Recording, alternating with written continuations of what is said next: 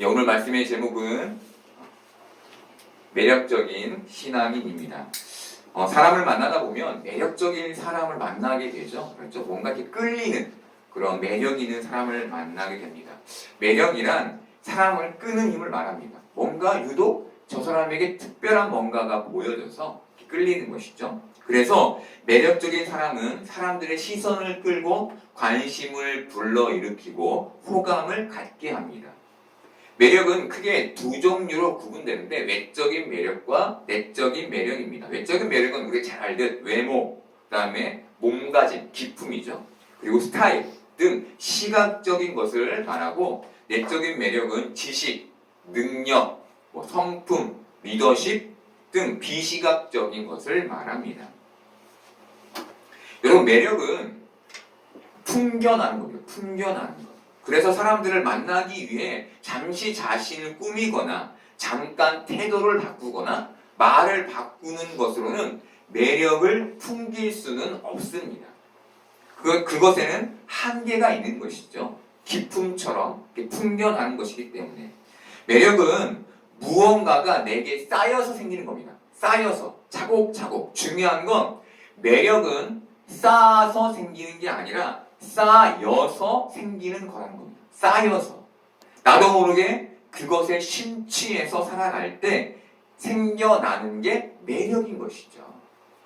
저것을 위해서 내가 가져야지라고 달려가서 생기지는 않아요. 물론 어느 정도는 생기겠지만 그것이 막 이렇게 우리가 보기에 값져 보이거나 매력적으로 보이기엔 좀 한계가 있는 것이죠. 하지만 우리가 그것에 전념할 때 우리에게 쌓여서 나오는 건 매력이 되는 겁니다. 그래서 매력은 인위적이지 않고 자연스럽습니다. 그런데 이 외에 다른 매력이 하나 더 있습니다. 그것은 신앙의 매력, 영적인 매력입니다. 영적인 매력은 세상 사람들은 알지 못하고 보지도 못하는 매력입니다. 오직 믿음을 아는 우리에게만 보여지고 알게 되는 매력이죠. 왜일까요? 그것은 우리만 가졌기 때문입니다. 여러분, 우리는 영적인 매력을 가져야 되는 사람들인 거예요. 그런데 영적인 매력도 매력이죠. 발산되어야 합니다. 발산. 영적인 매력이 발산되려면 어떻게 우리가 해야 할까요? 우리 안에 신앙이 쌓여야 하는 것이죠. 쌓여야 합니다. 그런데 어떻게 쌓여야 할까요? 좋아서 쌓여야 하는 것이죠. 여러분, 예배에 나오는데 억지로 끌려 나오는 사람이 있죠. 그렇죠? 즐거워서 나오는 사람들이 있어요. 어떤 사람이 영적인 매력을 발산하게 될까요? 분명하잖아요. 좋아서 나오는 사람입니다. 기뻐서 나오는 사람입니다. 여러분, 이 쌓임의 매력을 우리는 믿음이라고 불러요. 믿음. 그렇다면 우리의 이 믿음은 세상 사람들에게 어떻게 보여지게 될까요? 우리의 믿음이 보여지겠죠? 어떻게 보여지게 될까요? 거룩으로 보여지게 되는 거예요. 저 사람 뭔가 달라. 근데 그들도 그 다름을 단어로 정의하지 못하죠. 하지만 우리는 단어로 정의할 수 있죠? 그게 거룩인 거예요. 거룩. 하나님은 레위기 11장 45절에서 이스라엘 백성들에게 내가 거룩하니 너희도 거룩하라 라고 말씀하셨습니다. 그리고 베드로는 베드로전서에서 이 말씀을 인용해 성도들에게 거룩을 당부한 거예요. 오늘 말씀이죠. 하나님은 레위기 11장부터 15장에 걸쳐 이스라엘 백성들에게 정결법에 대해서 말씀해 주셨습니다. 정결법이란 이스라엘 백성들의 거룩한 삶을 위해 하나님께서 제정해 주신 말씀, 그 법을 말합니다. 이 법에는 정한 것, 깨끗한 것과 부정한 것, 더러운 것에 관한 내용이 담겨 있었고 이스라엘 백성들은 이 법을 근거로 깨끗한 것과 부정한 것을 일상생활에서 구분하며 살아야 했습니다. 그렇다면 하나님은 이스라엘 백성들에게 이 정결법을 왜 주셨을까요? 왜? 이스라엘 백성들을 자신의 손아귀에서 넣고 길들이기 위해서 이 정결법을 주셨을까요? 아니죠. 하나님이 정결법을 주신 이유는 이 땅에서 정결법을 지켜감으로 하나님의 백성으로서의 정체성을 잃지 않고 살아가기를 바라셨기 때문이었습니다. 그렇다면 하나님의 백성으로의 정체성을 잃지 않고 하나님의 백성으로 이 땅을 살아간다는 건 어떤 걸까요? 지금 우리가 그런 존재잖아요. 그죠? 하나님의 백성인 존재. 우리가 이 땅을 그 정체성을 잃지 않고 살아간다는 건 어떤 걸까요? 그것은 바로 영적인 매력을 잃지 않고 살아간다는 겁니다. 여러분, 우리는 영적인 매력, 거룩의 발산을 잃지 않고 살아가야 될 존재들인 거예요. 예수님 시대에 율법을 목숨처럼 지켰던 사람들이 바리새인들이죠. 그런데 이렇게 율법을 잘 지켰던 바리새인들에게 예수님은 회칠한 무덤이라고 말씀하셨습니다.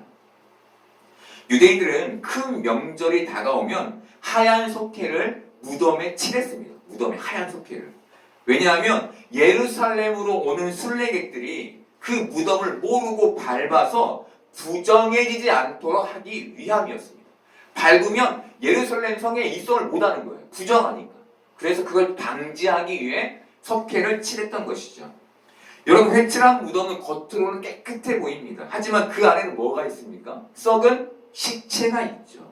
예수님께서 바리새인들에게 회칠한 무덤이라고 하신 것은 그들이 율법을 지키며 보여준 그 외적인 의에 내적인 의가 담겨있지 않아서였던 거예요. 분명 그들은 외적으로 놀랍도록 분명한 의인이었어요. 근데 그 안에 내적인 의가 없었던 것이죠. 여러분, 이들에게 내적인 의가 없었습니다. 다르게 말하면 뭐죠?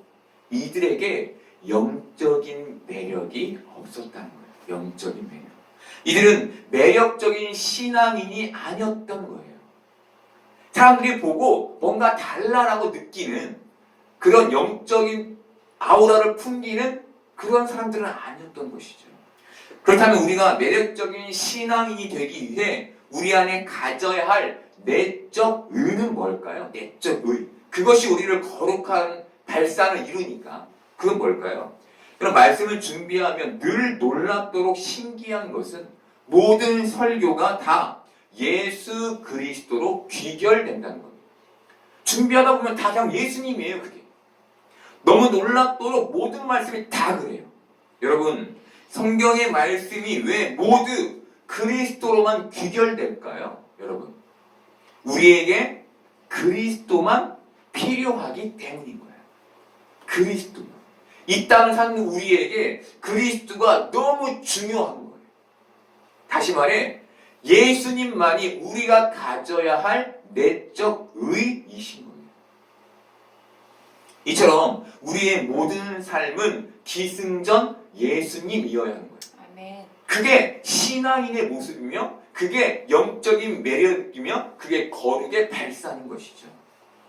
여러분, 우리가 기승전 예수여야 한다는 건 우리에게 너무나 사실 당연한 얘기입니다. 특별할 게 없는 얘기예요. 너 예수님 안에 모셔야지. 당연한 얘기입니다. 그런데 여러분, 이것이 이 땅에서 이 세상에서 우리가 가져야 할 신앙의 특별함인 거예요. 요것이 특별한 거예요. 우리가 늘 얘기하는 그것이 우리에게 특별한 신앙인 거예요. 왜? 그걸 지키며 살아가는 게, 내 안에 보호하며 갖고 살아가는 게 결코 쉽지 않기 때문이죠. 사람들은 특별한 신앙을 경험하기를 바랍니다. 그래서 많은 사람들이 은사 중심의 집회를 쫓아다녀요. 뭔가 신비로운 거, 외적인 기적들을 보고 싶어 하거든요. 저도 초등학교 때 기도원에 가서 예언하시는 목사님께 예언을 받은 적이 있습니다. 제 기억에 그때 기도원에 모인 사람들 대부분이 특별한 은사나 특별한 응답을 원해서 그 자리에 있었던 것 같습니다. 다들 뭔가 특별한 거. 요즘 한국교회에 유행처럼 번지고 있는 게 신사도 운동입니다. 신사도 운동. 신사도 운동이란 외형적 신비주의를 지향하는 운동을 말해요. 뭐 병이 낫거나 예언을 하거나 뭔가 뭐 우리가 상상하지 못했던 일들이 일어나는 것만 추구하는, 이들은 말씀의 본질보다 눈에 보이는 현상과 감정적 흥분, 그리고 기적, 신유와 예언에 더 큰 가치를 둡니다. 문제는 이 신사도 운동이 한국 교회에 자리 잡는 분위기이고, 이 외적인 체험에 신앙인들이 열광하고 있다는 거예요. 열광. 다 그것에 못 가서 안달나고 있다는 거예요. 여러분, 왜 신앙인들이 이 은사에 열광할까요? 자신의 믿음에 자신이 없기 때문에. 자신의 믿음. 하나님이 주신 믿음, 그것에 자신이 없어요. 그래서 누군가를 통해서 그걸 확인하려 하는 거예요. 그 결과를. 이들은 빠른 믿음의 결과, 인스턴트식 믿음의 결과를 원합니다. 즉시 거기에 듣고 이거구나 알기를 바라는 거예요. 그 일들을 신사도 운동가들이 해주는 거예요. 가려운데 긁어주는 거죠. 자, 이거야. 여러분, 이것은 영매를 통해 답을 얻는 것과 똑같습니다. 우리가 추구해야 할 신앙의 모습이 아니에요. 여러분, 이들이 이런 기적에 열광하는 이유는 하나입니다. 이들이 신앙을 모르기 때문이에요. 신앙이 뭔지를 모르는 거예요. 여러분, 지금 제가 여기에서 신앙이 뭔지 정확하게 다시 정리해 드리겠습니다. 신앙은 이 안에 예수님을 채워 이 땅을 살아가는 걸 말합니다. 아멘. 그게 신앙이에요. 병에 걸렸다면 이 안에 예수님을 채워 그 병과 함께 세상을 살아가는 걸 말하는 거예요. 고난이 찾아왔어요. 이 안에 예수님을 채워 그 고난을 버티고 이겨내는 걸 말하는 거예요. 믿음으로. 여러분, 병이 고쳐지지 않고 고난이 없어지지 않는다는 말이 아닙니다. 병을 고치시는 분, 고난을 사라지게 하시는 그분의 뜻이 이루어질 때까지 믿음의 삶을 묵묵히 살아내는 게 신앙인이라는 거예요. 이것이 우리가 가져야 할 특별한 신앙인 겁니다, 여러분. 여러분, 하나님은 우리에게 소망을 주셨지 이상을 주시지 않으셨어요. 소망은 저기에 있는 저 기대가 반드시 이루어질 걸 믿으며 이 땅을 살아가는 걸 말해요. 이상은 뭐예요? 내가 상상하는 것. 그것이 이루어지길 바라며 사는 걸 말하죠. 여러분, 하나님 우리에게 이상을 주시지 않으셨어요. 소망을 주셨어요. 아멘. 내가 저기 있으니 나를 바라며 이 땅을 살아가라라고 말씀하셨다고요. 여러분, 그래서 우리 모든 삶이 기승전 예수님이어야 하는 겁니다. 여러분, 어디 가서 나 기도 좀 해, 나 성경 몇 독했어, 이런 사람들 부러워하지 마십시오, 여러분. 그리고 그 사람을 우러러 보지도 마십시오.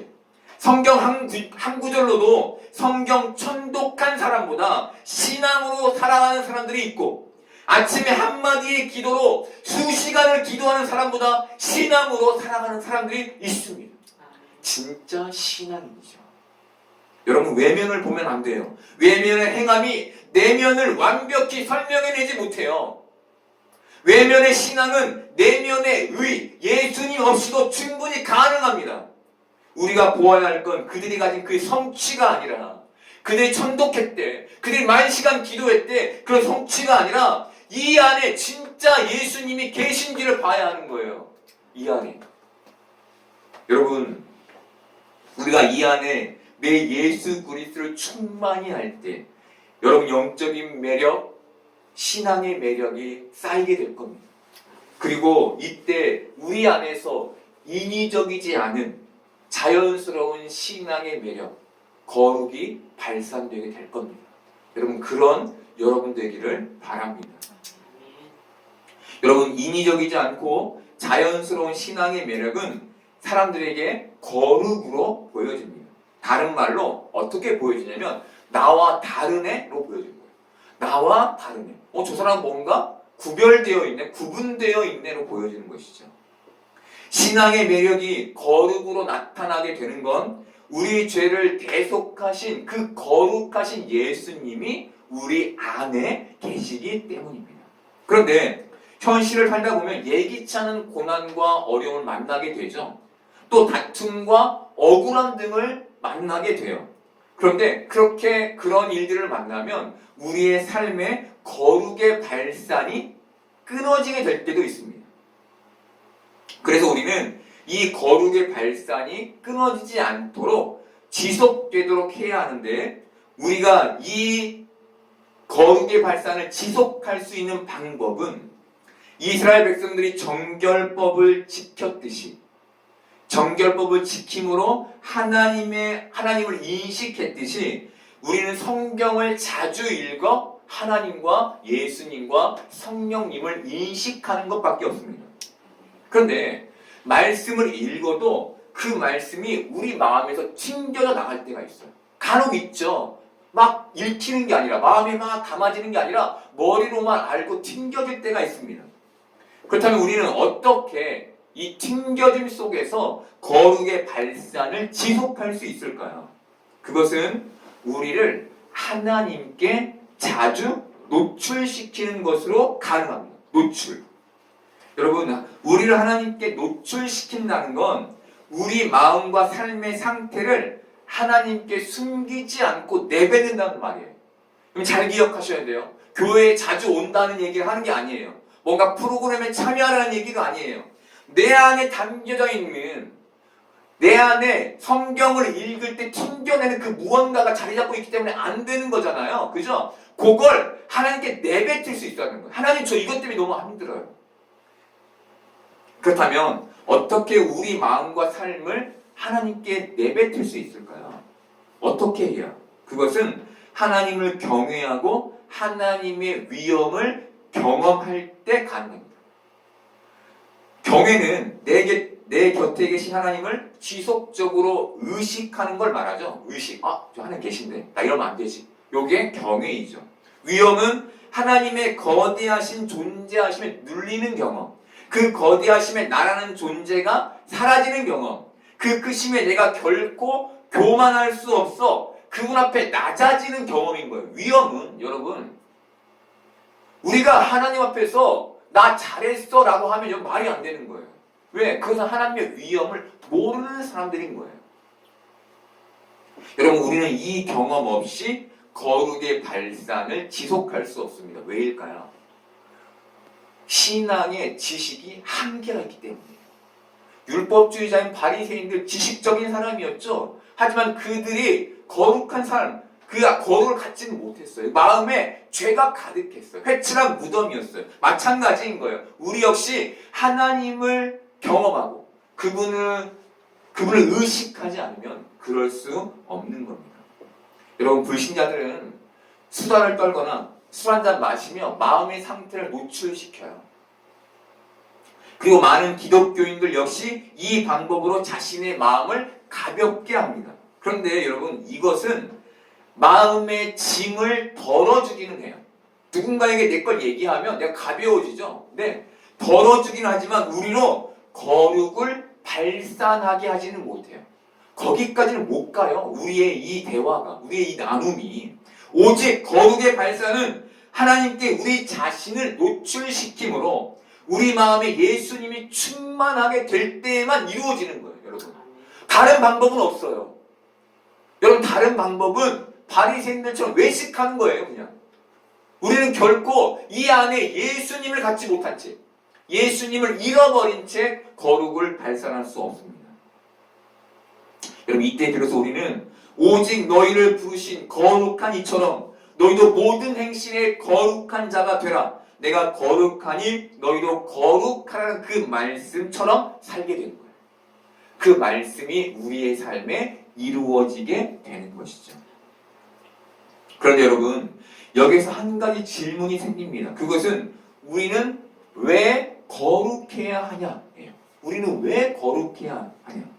여러분, 우리는 왜 거룩해야 할까요? 여러분, 생각해 보셨습니까? 그럼 왜 거룩해야 합니까? 오늘 말씀처럼 하나님이 우리를 부르셨기 때문에. 이사야 43장 1절 보겠습니다.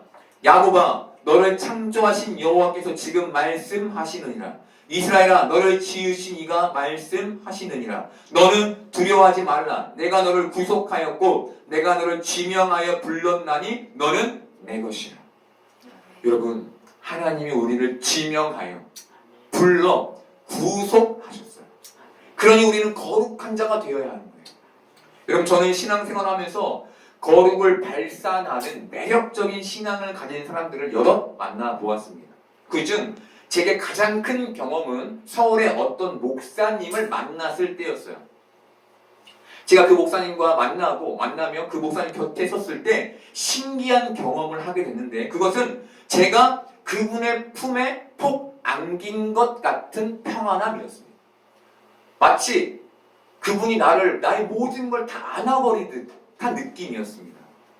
그리고 그 후에 수년이 지나서 거룩의 발산이라는 게 이런 느낌이라는 것을 알게 됐습니다. 우리는 거룩이라고 하면 날카로운 규칙처럼 생각합니다. 단 한 개도 죄를 지으면 안 되는, 단 하나의 흠도 있어서는 안 되는 그것을 거룩이라고 생각하는 것이죠. 그런데 우리는 그런 방식으로, 그런 방법으로 거룩하게 되지 않았죠. 여러분, 우리는 어떤 방식으로 거룩하게 되었습니까? 거룩은 예수님께서 세상의 모든 악을 안아버리심으로 우리에게 주어졌어요. 여러분, 예수님이 죄 많은 너를 내가 내칠 거야 라고 해서 주어진 게 아니라, 내쳐서 네가 거기에서 거룩해져서 다시 돌아와가 아니라, 예수님께서 모든 세상의 죄를 안아버리심으로 우리가 거룩해지게 됐다고요. 이렇게 예수님이 우리를 그 품에 안아버리시는 것. 여러분, 거룩의 발산이란 바로 이런 거예요. 그 앞에 서면 다 이해받는 것 같고, 나를 몰아세우지 않을 것 같고, 그 품이 넓어서 그 품에 푹 안길 수 있을 것 같은 그런 느낌. 오아시스나 쉼터와 같은 그런 느낌. 이게 거룩을 발산하는 사람들이 갖는 매력입니다. 여러분, 하나님은 우리를 부르심으로 구원의 반열에 참여시키셨습니다. 구원의 반열에 참여하게 됐다는 건 우리가 거룩한 삶의 반열에 참여하게 됐다는 의미이기도 합니다. 즉, 우리는 그냥 우리의 뜻대로 살아가는 존재가 아니라 거룩을 반드시 발산하며 이 땅을 영적인 매력으로 살아가야 할 존재라는 거예요. 여러분, 우리는 하나님의 부르심의 은혜를 잊어서는 안 됩니다. 그래야 거룩한 삶의 반열에서 이탈하지 않을 수 있는 거예요. 십자가의 대속이 우리에게 값지다는 인식을 놓으면 안 되는 거예요. 그게 당연한 게 아니고 그것이 한 영혼, 예수 그리스도라는 하나님의 죽으심에 의해 이루어진 놀라운 특별함인 것을 잊어서는 안 되는 겁니다. 여러분, 거룩한 매력이 없는 성도들이 모인 교회는 세상에서 매력적일 수 없습니다. 그런데 교회는 너무나 오랫동안 이 부분을 간과해 왔습니다.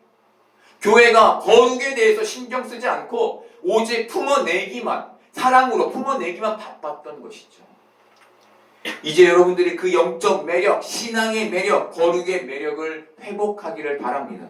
그래서 이 교회가 세상에 매력적으로 보여지길 바랍니다. 여러분이 그 역할을 감당해 주시길 바랍니다. 여러분, 우리가 가진 거룩한 매력은 다른 형식으로도 나타나는데 그것이 바로 삶의 활력입니다. 우리 안에 우리에게 삶의 활력이 보여진다는 거예요. 세상 사람들에게. 예수님은 진리를 알지니 진리가 너희를 자유케 하리라 라고 말씀하셨습니다. 이 말씀은 예수님이 그 당시 율법에 매여있던 유대인들에게 하신 말씀이었습니다. 이 말씀에서 진리는 예수님을 가리키고 알지니는 예수님에 대한 믿음을 가리킵니다. 그리고 진리가 너희를 자유케 한다는 말씀은 회복을 가리킵니다. 예수님은 유대인들에게 진리인 나를 믿으면 너희가 율법에서 자유함을 얻는 회복에 이르게 될 거야 라고 말씀하신 것이죠. 성경에는 믿음이 회복을 이루었다는 말씀이 여럿 나옵니다. 예수님은 예수님의 겉옷을 만져 혈루증이 나은 여인에게 내 믿음이 너를 구원하였다라고 말씀하셨습니다. 또한 나음을 받은 10명의 나병 환자 중 돌아온 그 한 명에게 예수님은 네 믿음이 너를 구원하였다라고 말씀하셨습니다. 그리고 향유를 담은 옥합을 가져와 눈물로 예수님의 발을 씻기고 그 머리털로 그 발을 닦으며 그 발에 향유를 부은 그 여인에게도 맹인의 눈을 뜨게 하셨을 때에도 예수님은 네 믿음이 너를 구원하였다라고 말씀하셨습니다. 여러분, 회복을 이룬다는 건, 회복하게 된다는 건 더 이상 그 병에, 그 상처에 매이지 않게 된다는 의미이죠. 그렇죠. 자유하게 된다는 겁니다. 뭔가 내가 묶여있던 것에서 풀려나는 거예요. 그게 회복인 거예요. 그런데 예수님은 믿음을 말씀하시며 꼭 같이 하신 말씀이 있었습니다. 그것은 내 죄 사함을 받았느니라 했습니다. 내 죄 사함을 받았느니라. 여러분, 예수님은 왜 이 말씀을 덧붙이셨을까요? 죄 사함, 곧 거룩하게 되는 게, 이렇게 죄에서 자유하게 되는 게 회복이기 때문입니다. 여러분, 우리가 가진 고통, 고난, 어려움, 그리고 우리가 걸린 병, 모든 것들이 다 죄에 기인하죠. 죄에 근거합니다. 근데 예수님께서 그 영혼이 아니면 그 육신이 회복되었을 때 이 같은 얘기를 해주신 거예요. 내 죄 사함을 받았느니라. 여러분, 진리를 알고 진리로 자유하게 된 사람만이 이 세상에서 거룩한 삶, 회복된 삶, 활력 있는 삶을 살게 되는 겁니다. 묶여있으면서 풀려난 자만이 그렇게 살게 되는 거예요. 다시 말해, 병, 미움, 가난, 시기, 질투, 열등감, 자격지심 등에 매여 있다가 자유하게 된 사람만이, 이렇게 회복된 사람만이, 이 건강해진 사람만이 건강함의 활력을 세상에 보일 수 있는 겁니다. 여러분, 이런 사람만이 세상에 그 거룩의 매력을 발산할 수 있는 거예요. 여러분, 어떠십니까? 여러분은 죄에서 자유함을 얻게 된 죄사함을 받은 사람들이죠. 그렇다면 여러분의 삶엔 정말 그 죄사함을 받아 자유하게 된 활력이 있으십니까? 우리의 모습은 혹시 저기 세상에서 힘든 저들과 똑같은 모습으로 살고 있는 건 아닙니까? 여러분, 회복을 경험한 여러분들이 신앙의 활력으로 이 땅을 사시기를 바랍니다. 그런데 이 거룩한 매력을 발산하는 사람들에게 어려움이 있기도 합니다. 그것은 세상이 거룩한 일을 싫어하는 것에 기인합니다. 희한하게도 세상 사람들은 다 그런 건 아니겠지만 거룩을 싫어합니다. 사람들은 깨끗한 것을 더럽히기를 좋아합니다. 군대에 가서 담배를 배워오는 경우가 그런 경우이죠. 군대에서 분위기에 휩쓸려 담배를 피는 사람도 있지만 대부분은 선임이 권하면 그 명령에 따라야죠. 불복종할 수 없기 때문에 그렇게 배우게 되는 경우가 많습니다. 근데 여기에는 아주 중요한 심리가 작용합니다. 그것은 바로 보상심리입니다. 보상심리. 간호사들 사이에는 태움이라는 문화가 있습니다. 태움. 이 태움은 선배 간호사가 후배 간호사를 괴롭히는 걸 말하는데, 여기에도 나도 당했으니 너도 당해라 라는 보상심리가 들어있는 것이죠. 여러분, 선배의 악이 후배로 대물림 되는데 이게 끊어지질 않는 거예요. 계속 대물림 되는 거예요. 후배가 선배가 되면 또 생기고 또 생기고. 왜 그럴까요? 왜? 그들이 진리에서의 자유, 그 회복을 경험해 본 적이 없기 때문입니다. 여러분, 악의 대물림을 끊을 수 있는 방법은 오직 진리로 자유케 되는 것밖에 없는 거예요. 진리로 그 악에서 벗어나는 그 회복을 경험하는 것밖에 없는 겁니다. 여러분, 그 사람만이 이 악의 문화를 선의 문화로 바꿀 수 있는 거예요. 여러분은 어떻게 사시고 계십니까? 나도 당했으니 너도 당해라 라고 사시고 있습니까? 여러분 아직 회복되지 못하신 거예요. 우리는 그렇게 살아서는 안 되는 사람들입니다. 우리는 내가 당했으니 이제 저들에게는 이런 일을 하지 말아야지 라는 결단과 다짐으로 살아야 하며 자신 일에 책임과 최선을 다해 살아야 하며 남을 돌아볼 줄 알아야 하며 남이 잘 되는 것을 기뻐할 줄 알아야 되는 사람들입니다. 왜죠? 우리는 먼저 회복을 경험한 사람들이기 때문입니다. 여러분 이게 진리로 자유케 된 자들, 진리로 회복된 자들, 바로 내면에 예수님이 가득한 자들이 갖는 모습인 거예요. 여러분은 거룩한 매력을 가진 가진 매력적인 신앙인이십니까? 활짝 웃는 젊은 청년의 건강한 모습은 우리에게 매력적으로 보이죠. 좀 더 성경적으로 표현하면 갖고 싶을 만큼 탐스럽게 보입니다. 이들이 활짝 웃을 수 있는 이유는 뭘까요? 그들 안에 그들이 부정적인 것들에 묶여있지 않기 때문입니다. 반대로 부정적인 것에 찌들어 활력을 잃은 사람은 웃지 않습니다. 그들에게는 웃음이 없어요. 이런 사람은 우리가 보아도 매력적이지 않죠. 사실은 어떻습니까? 피하고 싶습니다. 여러분, 우리에게는 이 세상에서의 외적인 매력도 필요하고 내적인 매력도 중요합니다. 하지만 이것은 선택사항이에요. 선택사항. 우리에게 필수사항은 신앙의 매력, 영적인 매력, 거룩한 매력입니다. 여러분, 하나님의 부르심을 받은 많은 사람들이 복음의 증인으로 살았습니다. 그들이 복음의 증인이 될 수 있었던 건 거룩한 매력을 가졌기 때문이었습니다. 그들이 영적인 매력자였다는 거예요. 여러분, 우리도 하나님의 부르심을 받은 존재이죠. 그러니 여러분, 매력적인 신앙인이 되시기를 바랍니다.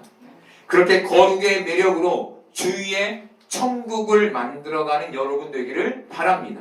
여러분들이 이 세상에서 거룩한 매력을 발산하는 복음의 증인이 되어 이 땅을 회복시켜 나가는 복된 삶을 살게 되기를 소망합니다. 기도하겠습니다.